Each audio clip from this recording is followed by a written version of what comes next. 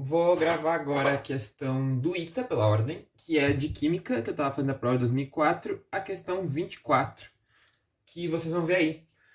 É uma questão de cinética, que ela não tem conta, é aquela questão bem rápida, vapt-vupt, ou tu sabe ou tu não sabe. Ela tem a sua dificuldade nível ITA, apesar dela ser simples, ela tem sua dificuldade nível ITA, que tu tem que considerar algumas coisas que não estão explícitas, que é bem a cara do ITA, né? Ele quer que o aluno tenha aquele insight maior, né? Ele te dá uma reação que ele te diz as duas etapas. A etapa 1, que ele te deu que A mais B forma E mais F mais G. E a etapa 2, que o E mais o F mais o G formam C mais D. Tinha copiado errado ali.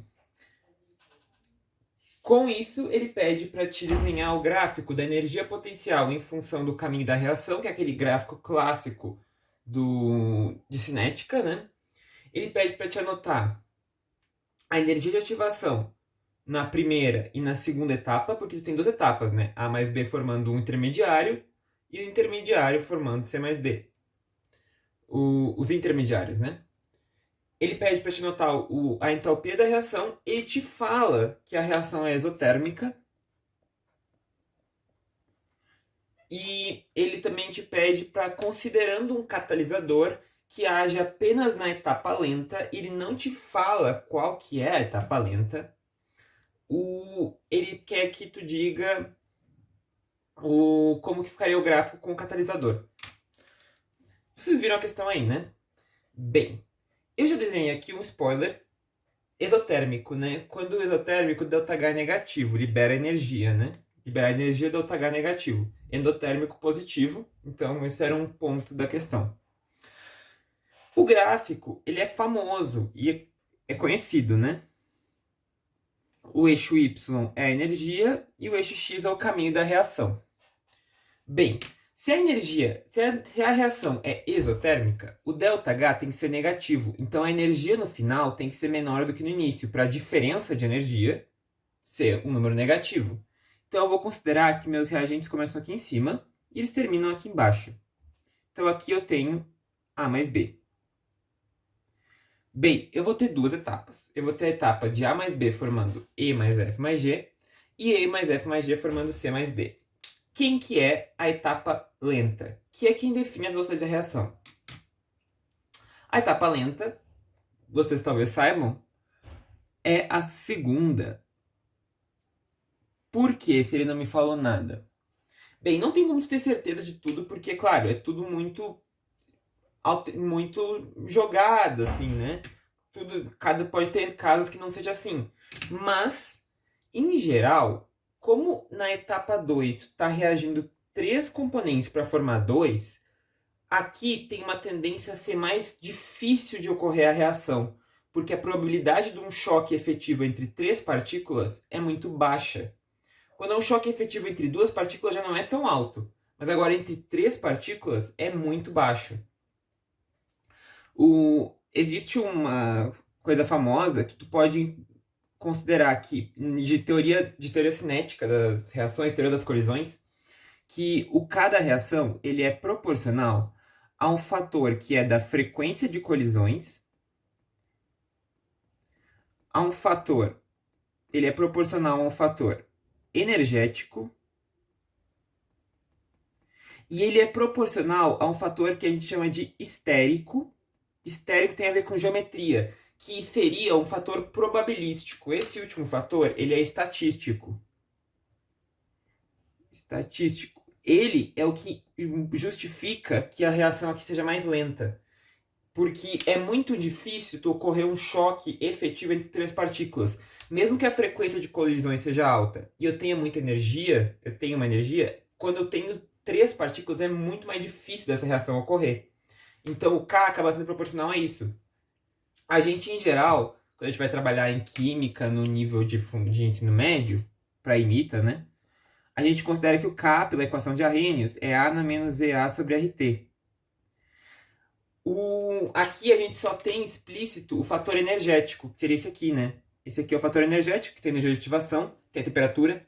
mas a gente não tem explícito quem é a constante de Arrhenius. A constante de Arrhenius ela pode abrir no fator de frequência de colisões e no fator de histérico. Os dois entram juntos. Se tu for no Atkins, na parte de teoria das colisões, ele vai explicar justamente quem que é o A, vai botar toda uma expressão enorme que tem pro A que envolve isso.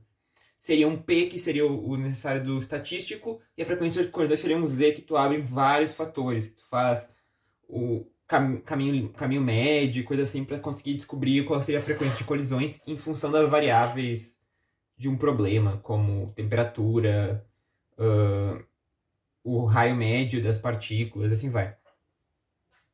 Então, basicamente, aqui o motivo seria isso. A gente tem 3 partículas. A gente não sabe quem elas são. Claro que isso muda, né? Pode ter um caso que não dê isso, porque depende do problema. Mas do que a gente tem aqui escrito é que a gente tem 3 partículas colidindo e aqui a gente tem 2. 3 é muito mais difícil de colidir uma colisão efetiva. Então isso aqui é mais lenta. Então, por esses motivos, né? Essa daqui seria mais lenta. No dia, ele não falou, não sei se vocês viram, ele não falou explicar o porquê que essa é a lenta. Ele só disse que tinha que marcar. Mas eu acho que valia a pena explicar, porque a gente não sabe como é que é a correção. Pode ser que eles quisessem uma explicação de por que tu escolheu essa para ser a etapa lenta. Então, se essa é a etapa lenta, a gente sabe que ela é a que tem maior energia de ativação, né? Precisa de mais energia de ativação para passar ela. Ela é quem define a velocidade da reação, né? Então, eu vou fazer a primeira etapa com uma energia de ativação assim, até um C mais D. E depois eu vou fazer a segunda etapa com uma energia de ativação mais lá em cima, assim, até aqui.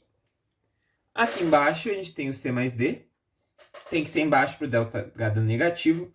E aqui a gente vai ter o E mais o F mais o G. Ele pediu para marcar, né? Então vamos marcar. Essa é a energia de ativação 1. Essa é a energia de ativação 2. Perfeito. E agora o catalisador. E o ΔH, né? Vou marcar o ΔH. ΔH é a diferença de energia de fato da reação, né? Não é a ver com os caminhos, é só o final inicial. É uma função de estado. Seria isso aqui, o ΔH, né? Daqui até aqui, né? Final menos inicial. Seria o ΔH. E com o catalisador? Eu vou desenhar maior aqui para ficar mais bonito o nosso desenho.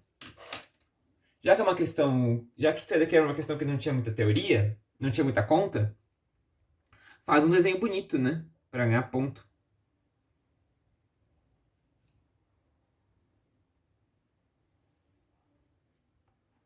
Faz um desenho bonito para te darem 10. Vai ter espaço sobrando, né? Se não tem espaço, concordo, aí fica difícil, mas como vai ter espaço sobrando.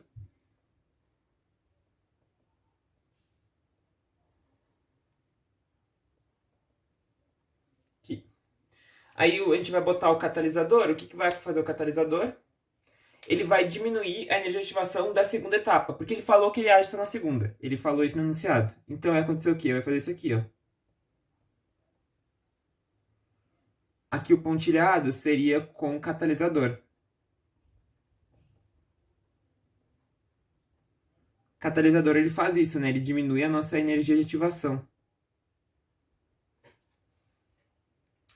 E isso aí resolve a questão, basicamente. É isso. Se gostou do vídeo, curte, comenta, compartilha, se inscreve no canal. Ativa o sininho para receber notificação quando eu ir de novo.